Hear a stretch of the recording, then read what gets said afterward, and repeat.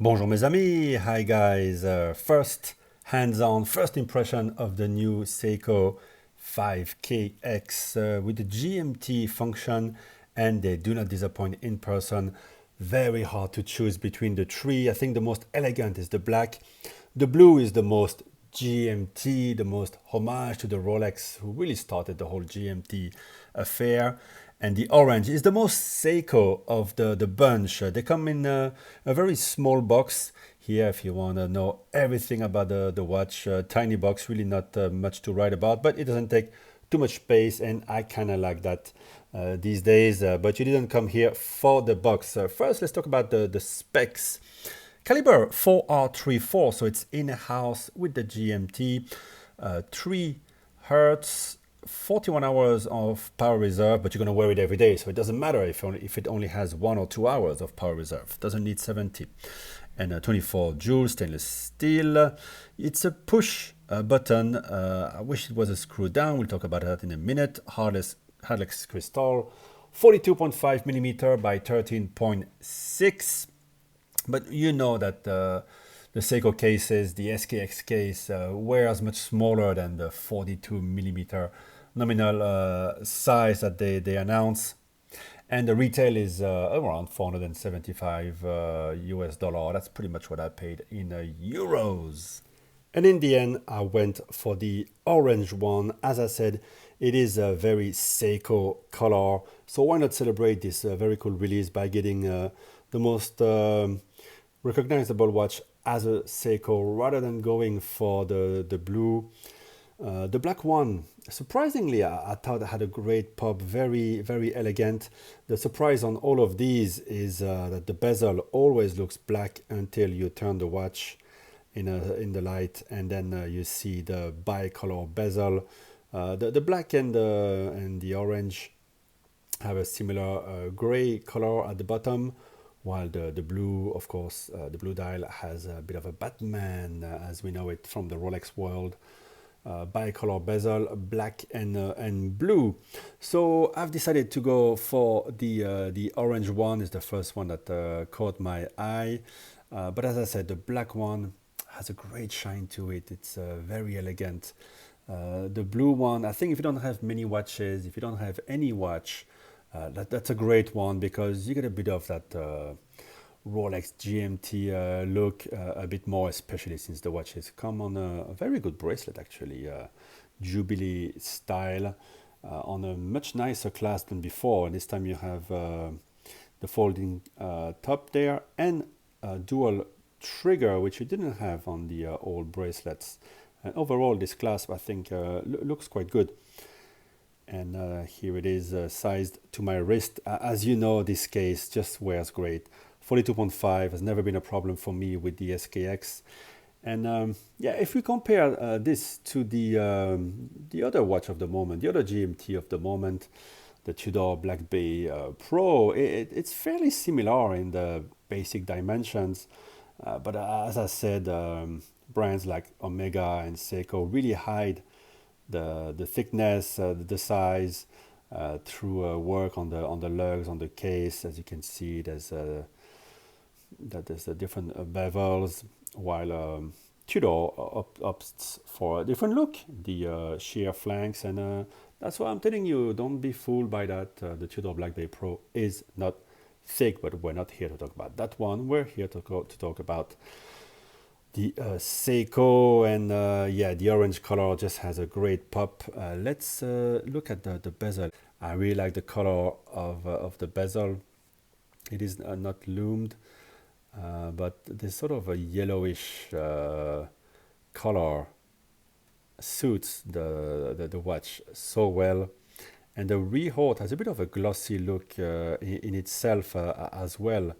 Very well executed.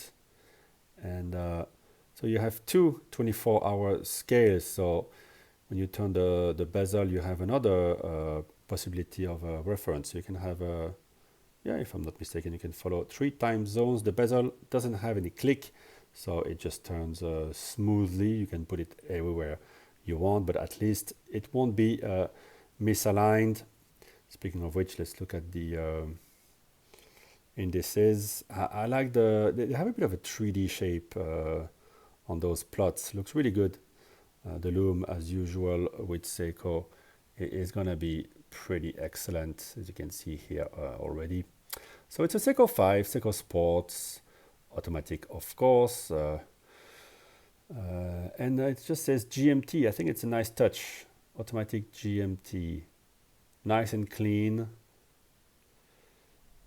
And you have the drilled lug hole, so you can easily swap the bracelet. But the bracelet, as I said, nice manufacturer.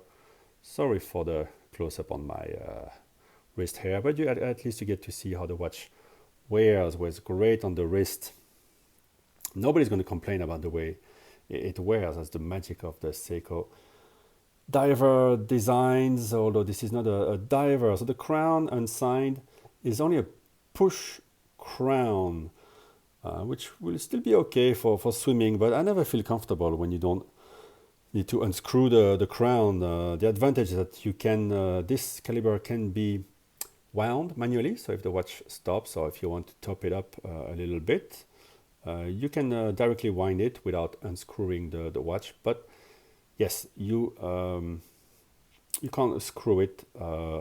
This is not really a true diver like the SKX was. You know that already, but yeah, with this GMT complication, it takes a whole new dimension, and the execution of all three colors are great. I had really a tough time of choosing, and you can't choose wrong.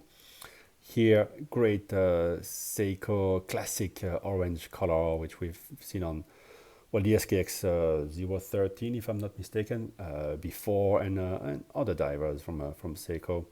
So to me, I wanted to have that. It's also a lot of fun in a collection to add this unusual color. It's gonna be, maybe it will have a nice pop with a suit and a shirt and tie. The handset is great. I like the indices, and it's a sun ray, brushed sun ray dial on this one. So let me know if you have any specific questions. Here you have just obstructed. You have the date with a Cyclops, very Rolex like. It's a bit of a Rolex light, isn't it? But that's why I went for this color. I felt if I took the blue, it was a bit like, okay, I can't get the Batman, so I get the Seiko.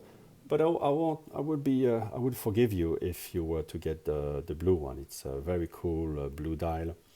And the black one, again, I have the SKX 007 already, but it has a great look, and the red hand has a great pop.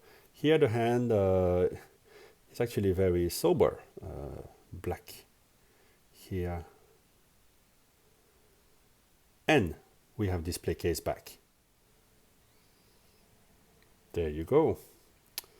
For our 3400A0, worth mentioning that because there might be further iterations of it. Doesn't look that bad actually. Little decoration on the movement.